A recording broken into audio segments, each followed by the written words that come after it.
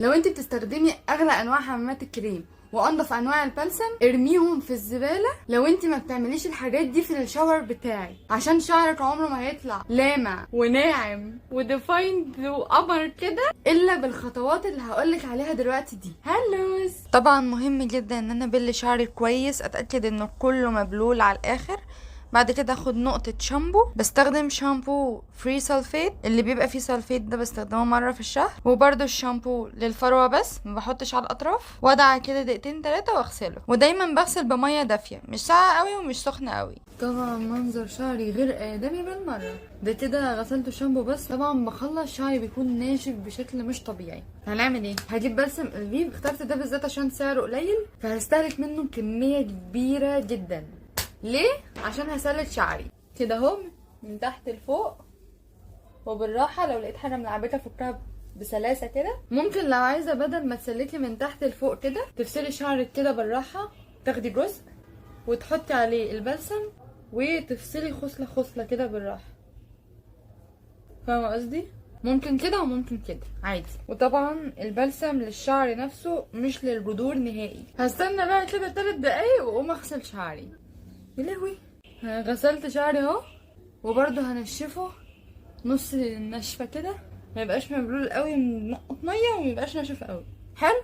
تقدري تكتفي بالفيف، لكن انا بحتاج بصراحه استخدم الفارماسيرس كونديشنر، بستخدم منه كميه صغننه على شعري كله بنفس الطريقه بتاعت الفيف عادي جدا، من تحت لفوق. واصلا بصي شعري متسلك مفيهوش اي حاجه، مفيش، زي السكينه في الحلاوه بالظبط. هتقولي لي طب ما استخدمتيش ده ليه من الاول؟ هقولك علشان ده غالي، ضميري ما يجيبنيش، قلبي ما يطوعنيش ان انا استخدم منه كميه كبيره ابدا. بتستخدمي كميه صغيره، هو كده كده متسلك، فمش هتحتاجي منه غير كميه صغننه. من الاخر زياده توكيد، وبرده على الاطراف بس، ما بيجيش يمة الجذور. وفي بديل ارخص منه سيكا صغننه، اللي هو تريكس، وده برده جربته قبل كده كان ممتاز. بس هتستني كده برده 3-4 دقايق. دلوقتي شعري بقى قمة السلكان اللي في الدنيا، ولكن ناقصه حاجة واحدة عشان يبقى completely perfect وما يهش معاكي بسهولة فيما بعد، اللي هي اصلا اهم خطوة في الشاور كله. فاول حاجة هنشف شعري كويس، بس مش لدرجة ان هو ينشف تماما، لا، يبقى فيه سنة مية كده مندي، فاهمة؟ دي مفروض كانت فتالة، بس انا عجبتني ناعمة وحلوة وبتنشف كويس، فاخدتها من امي. المهم اعتقد كده نشف كويس. هبتدي بقى اشتغل بضمير، هقسم شعري نصين، وكل نص هقسمه ربعين.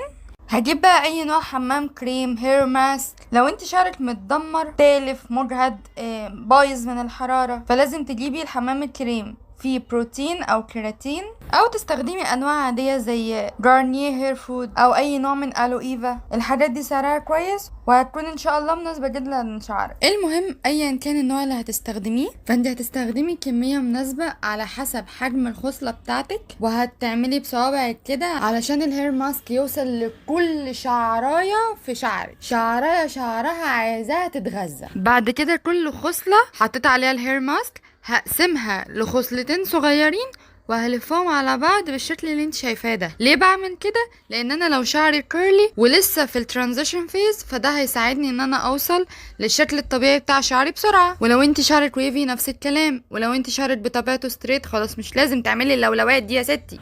المهم كده دي اخر خصله في شعري. هفضل بقى قاعده بالبلح ده تلت ساعه مثلا بالكتير قوي، بعد كده اغسله بميه ساقعه سنه. وده كده شكل شعري بعد ما عملت له ستايلنج ونشفته على طول. كل حاجه في مكانها. اعملي اللي بقولك عليه وهتدعيلي. باي.